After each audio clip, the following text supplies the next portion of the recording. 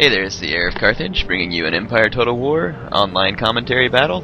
This is a 2v2 being fought on the Grassy Flatlands 2 map. And this is my army, the Prussian army, and my ally, Tguard, is in command of Poland, Lithuania. Let me show you the armies we have. I have 5 units of Prussian Jaegers. I have 3 units of line infantry and 4 units of superior line infantry. My cavalry is a regiment of horse, general's bodyguard, Garde du Corps, and 2 units of the very quick 2nd Hussars. My ally Tguard has 6 units of riflemen. He has 6 units of line infantry here. And in the back he's got 3 units of winged Hussars. These are some really cool cavalry, but not quite as powerful as you would hope, but they're pretty good. They're not bad. Anyway, that's the winged Hussars. He's also got this unit of Hussars, general's bodyguard, and a unit of line infantry here, some guards. Alright, let me go show you our opponent's armies real quick. One of our opponents, and you'll see their names at the end of the battle, is playing as Britain, and he has brought, in my opinion, and I'm not trying to be mean, an obscene amount of green jackets. Looks like there's 4 there, and 4 more on this side, so he's got 8 green jackets. And they're long-range skirmishers. It looks like 3 units of line infantry. And in the back he's got a general's bodyguard, some horse guards there, life guards there, and way out here on the extreme flank he's trying to run around with 4 more units of cavalry, horse guards, horse guards, horse guards, and life guards. A lot of guards. So the British player is counting on long-range firepower and then heavy-hitting cavalry to knock out his opponent. I'm sure he's hoping to weaken his opponent through a large barrage of long-range fire and then charge in with his cavalry. Let's take a look at the Russian's army.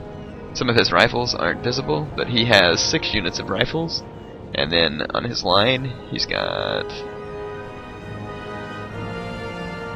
looks like 7 units of line infantry there.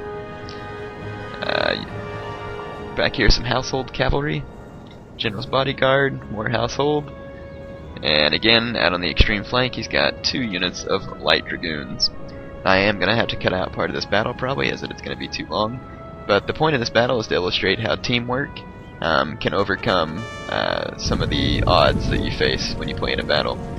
My opponent Tguard and I fight together pretty well. I won't say that we're perfect. While our 2 opponents don't cooperate with each other, and that's not necessarily because they didn't like each other or whatnot, but to show you the effect that cooperation has. Here my Prussian Jaegers are taking some good shots at his dragoons as they come in to fire on me. I'm going to try and run my men back a little, but it was way too late. So that unit gets pretty well pummeled, but his dragoons are going to pay the price here.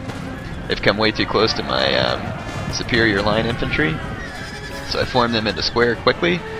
And here he's going to take some bad losses to his cavalry, and I'm going to take some losses to one of my units of Jaegers. So one of his units of cavalry is shattered, and the other leaves with some pretty minor losses. So that engagement turned out alright for me. Here I had my Prussian Jaegers firing at the green jackets, and here I'm going to use a pincer movement on this British cavalry. Even though my 2nd Hussars aren't as good in a melee fight, when I sandwich these life guards, it's going to be enough to rout them.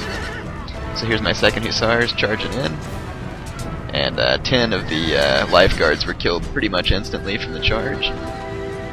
So whenever you're using your cavalry, remember to use maneuvering just like you would on Rome. It greatly helps your odds of winning the fight. However, I need to hurry up and finish that fight because the British player is pushing up his rifles and some line infantry behind me. Let's take a look at Tguard, the action that he's facing. Up front, the British has brought his line infantry in to take his rifles head on, and they're going to cause some damage there, but because he didn't bring enough line, they're going to get shot out pretty bad. However, since he's using his line kind of as a meat shield, his long-range units can continue to fire at Tguard and take fewer casualties in the process. Though over here, Tguard has brought in some of his Hussars to attack the flanks of these of the British player here. They're engaged with some green jackets there. Green jackets actually have a bayonet on their rifle, so they're a little bit better in melee than most rifle units. And over here there's a large cavalry engagement between Tguard's winged hussars and the British players lifeguards and horse guards. Now, but you'll notice as Tguard and I work together, the Russian opponent has just held his position back here behind his stake line, which is good for him for the time being, but it's very bad for their team because it's allowing us to isolate this British player who was aggressive, and we'll isolate him and destroy him, and then both of us can focus our attention on the Russian player. So when you play as a team, you really shouldn't allow your teammate to get isolated, because then you're going to be facing two armies, and even though they're beat up, they can probably take you down through coordinated teamwork. Here my superior line is hammering his line infantry. Superior line is excellent line infantry. They fire like guards, though, you'll notice. Rather than firing by rank, they fire in groups, platoons there. I've taken my 2nd Hussars back and started a fight with some of the household cavalry. I used the same pincer movement tactic, but because my Hussars are winded and tired, they're not going to do so well in this fight, and eventually I pull them out. So here's the fight continuing on Tguard's side, and even though he was playing very well, it's a tough battle to fight against that many long-range skirmish units like Green Jackets or Ferguson rifles, or any rifles for that matter. Having lots of long-range units is kind of tough to oppose if you don't come properly prepared. Fortunately, Tguard did bring a pretty good army to deal with that, and he's doing well. Especially considering that Britain is one of the stronger factions in the game, and Poland-Lithuania is actually one of the weaker factions in the game. So here he is lining up some of his infantry to take some shots at that British cavalry. Yes, and that's gonna hurt. So here he's using cooperation between his cavalry and his infantry in order to beat the superior cavalry. Alright, I'm going to cut off from recording for a few minutes and come back a little later in the battle. Oh, let me show you this real quick since the battle's all about teamwork. Here's me mopping through these Green Jackets with my Hussars. I'm basically not causing a lot of damage. This is actually some advice I took from Fuel 2306-88. I'm just using my cavalry to distract his men from being able to fire. Alright, so I'll be back in a moment. Okay, the final engagement has begun. The British player was wiped out, as you can see all those blinking flags in the background, and it was because he got too isolated. Now the Russian opponent, he attempted to help the British player out, but it was too little and too late. And don't get me wrong, I'm not trying to downplay our opponent's skill. It's just that I've made the same mistake of not working well with my teammate, and sometimes it can cost you the battle. Alright, here I'm charging my cavalry into the Russian riflemen. Now that the Russian has brought his cavalry in to help the British player and it was wiped out, he cannot defend his rifles properly, and so he's going to suffer losses like this. And once again, I'm just using the disrupting tactic.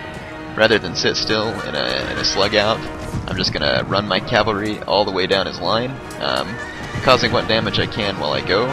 This gives my rifles a chance to reload and to open fire without having any volleys returned against them. And because the Russian and the British player didn't work together, now the Russian player is fighting two combined armies. And even though both of us have suffered losses, we still outnumber him. So where he did have a rifle advantage over me in the beginning, the Russian player is now at a disadvantage because I have my Polish ally here. And Tguard's bringing up the remains of his infantry as well, and the Russian is bringing up some infantry to face him here. And seeing the Russian line infantry move forward, I'm going to move my infantry forward. This army here wasn't actually my idea. This is actually an army I got from Fuel as well. In any case, my line infantry is very tough, and it's actually probably the strength of my army here. And so I'm ready for a line infantry fight. It's kind of what I've been waiting for the whole battle. So I'm going to cut off and come back when the line infantry fight begins proper. Alright, here my superior line infantry is opening fire with the Russian line infantry. It's a pretty cool view here. You can see the rifles taking shots at each other. Let's take a look at my line. I'm facing a lot of his rifles on one side, so I know that I'll easily win the fight down here. In fact, some of his rifles have engaged this unit of superior line in melee combat, which they will most definitely lose. So I know that my line infantry and superior line infantry are both superior to these Russian line infantry. Russian line infantry are pretty good in a melee though. You don't want to get into that kind of fight with them. unless you have excellent melee line infantry yourself. This is one part of Empire I love. I love the big line infantry fights. It's just kind of cool. Yep. So let me show you the other side of the battle. Tguard over here is flanking the Russian player, and it's only a matter of time before the Russian line begins to curl up and be defeated. Here's the results screen. I'm going to have to let you read it because I'm out of time. Hope you enjoyed the battle, and I'll bring you more as soon as I can.